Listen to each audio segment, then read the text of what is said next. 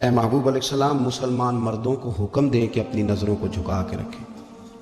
آگے جا کے عورتوں کے لیے بھی کہا کہ مسلمان عورتوں کو بھی حکم دیں کہ اپنی نظروں کو جھکا کے رکھیں۔ یہ جو نظر ہے نا، اللہ کے پیارے رسول علیہ السلام نے فرمایا یہ شیطان کے تیروں میں سے ایک تیر ہے۔ شیطان کے تیروں میں سے ایک ہے۔ یہ تیر جو ہوتا ہے نا، یہ بس نکلتا ہی ہے، دوبارہ واپس نہیں آتا، اور جہاں جاتا ہے جا کے لگ جاتا ہے۔ یہ جو نظر ہے نا، نظر یہ گمراہ کر دیتی ہے۔ پہلے نظر بھٹکتی ہے، پھر ذہن بھٹکتا ہے۔ کہا نظریں جھکا کے رکھو، جھکا کے۔ کیا کرے؟ مرد کو یہ کہہ دیا جائے نظر جھکا کے رکھ۔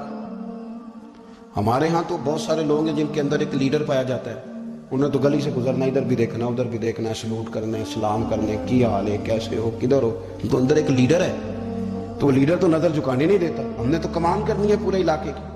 حکم یہ ہے کہ نظریں، ایک صحابی فرماتے ہیں کہ نبی پاک صلی اللہ تعالیٰ علیہ وسلم نے ہمیں رستوں میں بیٹھنے سے منع کیا، تو ہم نے عرض کی یا رسول اللہ صلی اللہ علیہ وسلم کئی دفعہ مجبوری ہے، گزارا نہیں ہوتا، رستوں میں بیٹھنا پڑتا ہے، تو حضور نے فرمایا پھر رستوں کا حق ادا کرو۔ یا رسول اللہ رستے کا حق کیا ہے؟ فرمایا ایک تو آنے جانے والے کو سلام کرو، اور دوسرا یہ کہ رستے سے تکلیف دہ چیز کو ہٹاؤ، اور پھر فرمایا کہ بھلائی کا حکم دو اور برائی سے منع کرو، اور پھر فرمایا کہ رستے کا حق ہے کہ رستے میں رہنا ہے تو نظریں جھکا کے رہو۔ پھر ایسا نہ ہو کہ ہر شخص پر آپ کی نظر پڑے، ہر شخص پر۔ رسول کریم صلی اللہ علیہ وسلم نے نظر کی حفاظت پر زور دیا، اور عورت کے لیے بھی یہ حکم ہے کہ وہ بھی نہ دیکھے غیر محرم کا چہرہ۔ اس کو بھی اگر شہوت کے ساتھ وہ دیکھے گی تو وہ بھی اتنی ہی مجرم ہے۔ عورت بڑی با پردہ ہے، بڑی با پردہ ہے، مثلا کس طرح کی با پردہ؟ کہتے برقع پہنتی ہے اور سویرے نکل جاتی ہے بازار، ہے ویسے با پردہ، آتی شام کو ہے۔ عورت کا با پردہ ہونے کا معنی یہ ہے کہ برقع پہنے اور جہاں مرضی جائے۔ با پردہ ہونے کا معنی تو یہ تھا کہ وہ ضرورت کے سوا گھر سے باہر نہ نکلے، بڑی ضرورت ہو، بڑی ضرورت جو بغیر نکلے کام ہو ہی نہیں سکتا، اس وقت وہ گھر سے باہر جائے گی۔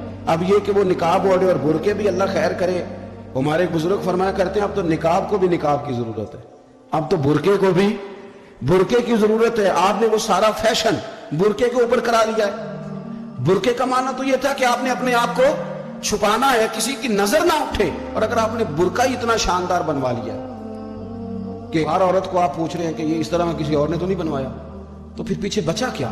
تو میرے رسول کریم صلی اللہ تعالیٰ علیہ وسلم نے فرمایا کہ پہلی دفعہ کسی کی کسی جگہ نظر پڑ گئی تو وہ معاف ہے، لیکن حضور نے فرمایا دوسری دفعہ جس نے نظر کی اس نے بالقصد اور بالارادہ کی۔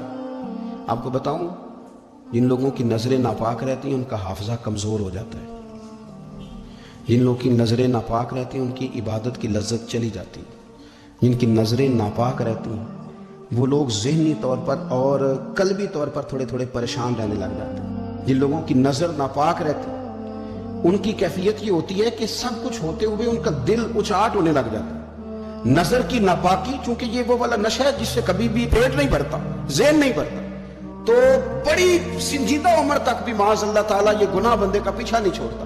نظر کی صفائی، میرے نبی پاک علیہ السلام نے فرمایا، مسند امام احمد بن حنبل میں کیا خوبصورت لفظ ہے، حضور نے فرمایا تیری نظر اگر کسی جگہ پڑ گئی تو واپس کر لے اور اللہ سے ڈر جا۔ تو نے اللہ سے ڈر کے اس نظر کو واپس پھیر لیا، تیرا وہ واپس پھیرنا اللہ تیرے لیے عبادت بنا دے گا، اور عبادت بھی وہ جس کے اندر اللہ تجھے لذت عطا فرمائے گا۔